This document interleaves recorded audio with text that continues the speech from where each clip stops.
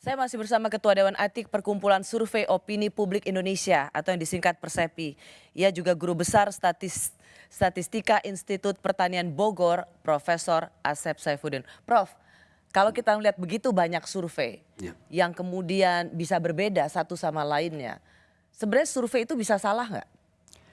Sejauh metodologinya benar, survei itu bisa berbeda tapi tidak salah. Karena itu potret saat itu. Tapi tidak berarti itulah yang akan terjadi.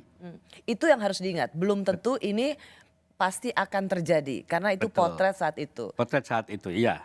Karena parameter itu berubah. Oke, Ya, tapi Prof ini apakah sebagai Ketua Dewan Etik Persepi yang membawahi lembaga-lembaga survei Anda ingin membela organisasi ini dengan mengatakan ya nggak ada yang salah, cuman ini ya motretnya yang beda. Padahal selama ini lembaga survei banyak dituduh sengaja menggiring opini atau sengaja diarahkan untuk kepentingan paslon tertentu. Tergantung siapa yang bayar. Oke, kalau tergantung siapa yang bayar di Persepi sudah jelas bahwa itu tidak boleh terikat dengan siapa yang bayar. Persis, Itu tadi satu. Profesor Ya. sudah jelasin. Tapi yang kedua adalah metodologi yang dia pakai kita teliti dan metodologi itu sesuai dengan kaidah-kaidah ilmu statistika dan hasilnya apapun hasilnya itu benar saat itu.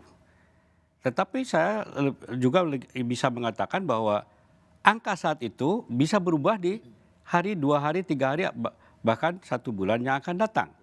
Karena itu ada yang disebut dengan ya moving parameter itu, parameternya berubah-ubah. Ya, tapi Sehingga, itu tidak menjawab apa yang ya, misalnya diduga atau disyakwasangkakan oleh Capres 01 bahwa lembaga-lembaga survei ini memang sengaja diarahkan ke sana gitu. Itu kan tidak menjawab tuduhan itu, Prof. iya, tapi kalau menurut saya sih gini, sejauh metodologi benar itu balik lagi ke metodologi. Apapun hasilnya itulah. Tapi tidak boleh diterjemahkan bahwa itu akan terjadi berikutnya. Oke, Itu. misalnya kalau kita lihat kemudian keluar survei SPIN sebesar 51,8% atau 50,9%. Lalu ada survei IPS, dia juga di atas 50%. Dan itu kemudian dilihat bahwa wah ini udah tambah, ini bahkan bisa langsung satu putaran. Nah ini kan seperti mengorkestrasi bahwa ada paslon tertentu yang sudah hampir dipastikan masuk satu putaran dan menang. Kalau itu di lembaga survei bukan di bawah Persepi, saya tidak bisa mengontrol. Oke, Ya. jadi Anda Itu mau bilang IPS survei SPIN ini yang bukan anggota mengeluarkan Persepi, ya. survei bahwa ada paslon tertentu di atas 50% bukan anggota Persepi. Ya, Jadi Anda tidak bisa tidak bertanggung bisa jawab. tidak bisa juga mengatakan itu salah itu atau benar. Saya harus lihat dulu bagaimana metodologinya itu ya. Tapi karena dia bukan anggota Persepi, saya juga tidak punya hak untuk mengambil mereka. Karena dua tidak ada di dalam grup kita gitu ya. Cuman ya saya tidak tahu bagaimana mereka melakukan itu.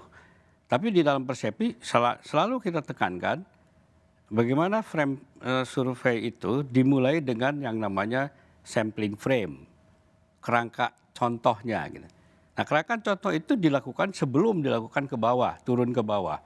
Nah, kalau kerangka contohnya tidak bisa diperlihatkan kepada Dewan Etik, kita mulai curiga nih.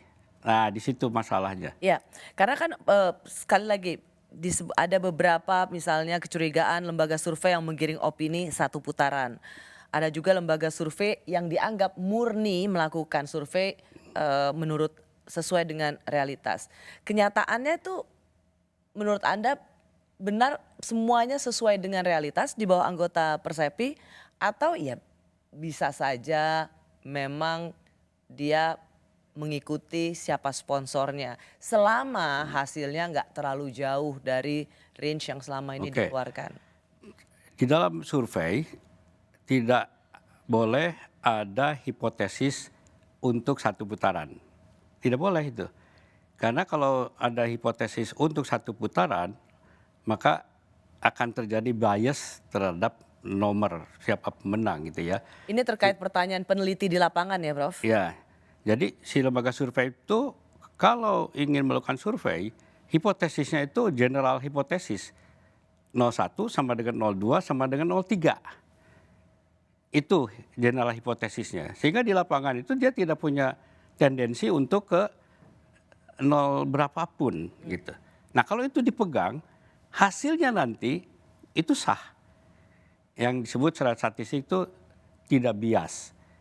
Ya, kalau hipotesisnya dipegang dan dijaga oleh metodologi.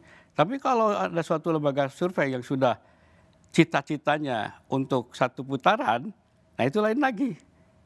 Nah bisa saja hipotesisnya tidak di sama dengan 01 sama dengan 02 atau sama dengan 03. Misalnya contohnya gimana pertanyaan? Apakah Anda setuju satu putaran supaya tidak ribut? Nah itu penggiringan itu. Ya jadi kalau Itu yang kita Anda tadi sebut sudah bias ya? bias, Memang diarahkan responden untuk setuju satu putaran. ya itu bias itu. Walaupun bisa saja hasil daripada pertanyaan itu jawabannya tidak setuju kan. Tapi kan pertanyaan satu putaran itu kan bukan pertanyaan metodologi kan. Tapi pertanyaan metodologi adalah ya bagaimana mendapatkan angka terhadap pasangan itu. Bicara soal pertanyaan, banyak ada kritikan dari pendiri Polmark. Saya tahu ia juga menjadi anggota Persepi. Betul. Ia mengkritik lembaga survei dari cara bertanya yang tidak memfollow up question atau tidak lagi meneruskan pertanyaan sehingga hanya puas dengan satu pertanyaan dan itu juga dianggap sangat tidak valid. Karena di sini juga sejalan dengan apa yang Anda jelaskan bahwa peneliti di lapangan itu sangat berpengaruh ketika bertanya pada responden. Ya, memang jenis pertanyaan dan juga gaya bertanya, bahkan pakaian bertanya pun harus bebas dari kecenderungan. Itu penting ya. Kalau itu dia lakukan, itu boleh dikatakan unbiased, tidak bias. Nah, tetapi kalau pertanyaan yes itu bahwa hanya ya dan tidak didalami, saya merasa masih oke. Karena pendalaman itu adalah untuk analisis sebenarnya. Mengapa saya yes jawabannya atau mengapa saya tidak? Analisisnya bisa saja ada in-depth interview kan itu. Itu jadi nggak masalah. Yang penting ketika dia bertanya untuk 01, 02, 03 itu tidak ada preferensi sedikit pun. Berpakaian pun harus, ya kalau mereka pakaian sarung, ikutin pakai sarung sebenarnya. Ya. Supaya tidak ada bias dari atribut. Ya. Gitu. Jadi bias itu harus dihilangkan dari sejak awal mereka berada di lapangan bertemu dengan responden sampai bagaimana mereka mengolah data. Sehingga hasil yang keluar itu adalah murni fakta. Oke. Baik Prof, saya mau masuk pengalaman survei yang sudah makin akrab bagi para pembuat kebijakan di partai politik, pemerintahan maupun masyarakat. Tapi kita juga pernah punya pengalaman tentang quick count yang juga ditunggu-tunggu di hari hanya, tetapi pernah jadi persoalan yang cukup besar di masa lalu.